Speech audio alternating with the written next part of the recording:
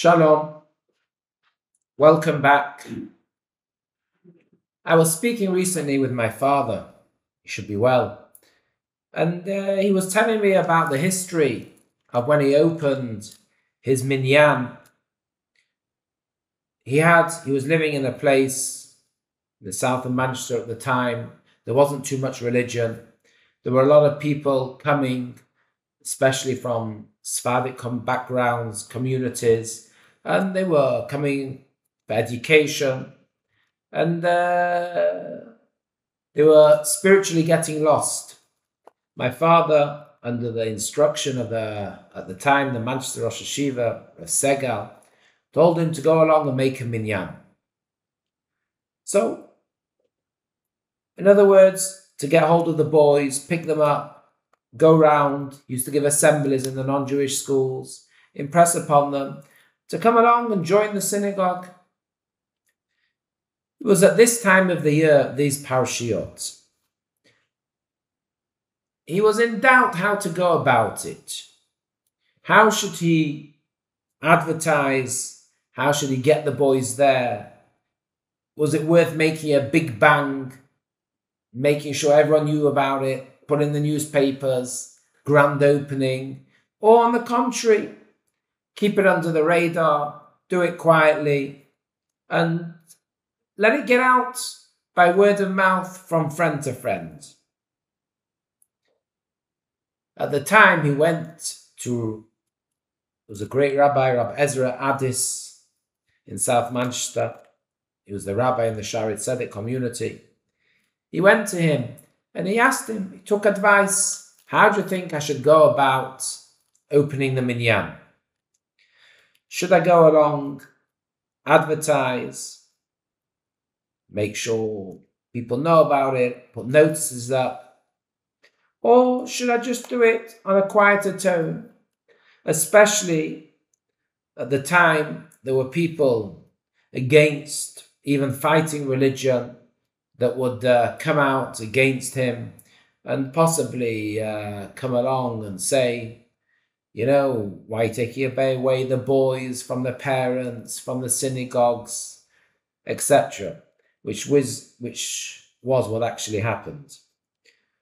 So Rabbi Addis told him, let's look into the parasha.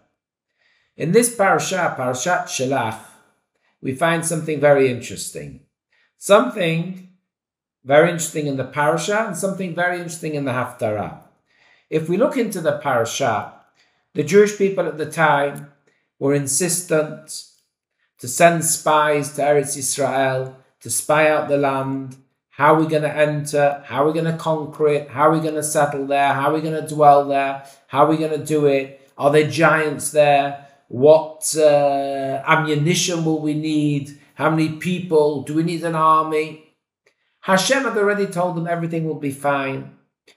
Don't worry. But they had their worries and they didn't rely on Hashem for whatever reasons. We're not going into that now. But the Torah enumerates of the greatest of people that were sent, although it was against Hashem's will, they went from the greatest, one from each tribe. And the Torah enumerates who they were, everyone by name. It teaches us the Mate, Reuven, Shimon, Levi, Shamua ben Zachor, Shaphat ben Chori, Caleb ben Yefuna, Yigal ben Yosef, Hoshea ben Nun, Palti ben Rafu, Gadi ben Sodi, etc. Two of them were saved, didn't come back with a derogatory report, but the other 10 came back with a derogatory report. As we know, they slandered, they spoke against the land of Eretz Yisrael, our holy, designated from creation, homeland, and which caused tremendous damage. We had then to wander in the desert for 40 years until all the generation died off, and only then we could enter the land. On the other hand, in the haftarah of the parasha, we find also that spies were sent. Yoshua, in Sefer Yoshua, when entering the land of Israel, sent 2 spies to see what's going on, how to conquer it, how to approach, ammunition, where to go in, where to go out, which cities are strong, etc. There, we don't find any derogatory statements, anything bad. It was a praiseworthy act. They went there, they took lodgings by a certain lady, Rahab, who looked after them, and so much so, she gave up her life to hide their identity when people were trying to find out about the spies being there. And the spies even promised her that when they come into the land, they will look after her. How is it that the mission of the spies in the parasha, Shalach Lecha, was a great downfall, whereas the mission of the spies that Yeshua sent, that we read about in the Haftarah, was a great success? Says Rabbi Addis, the difference lies in the way they went. The spies in the parasha, everybody knew about it, everybody knew their names, we all knew who was going, each representative of the greatest. A great noise was made about it, and everyone was waiting for the reports. How did it go? What happened? What were the people like? Will we be able to? Will we not be able to? A big noise was made.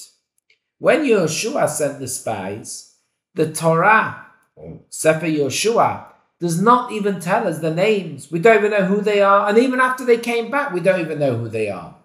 It was done secretly, modestly, without noise, without any advertising, without any people having to know everything going on. That's where the success lied. When noise is made, publicity is given, it often can be damaging. What we can do, good things, and keep them under the radar, that's the best. We find that the first luchot, the set of 10 commandments, was given in great noise, in great grandeur. The world came to a stop, but the luchot got smashed.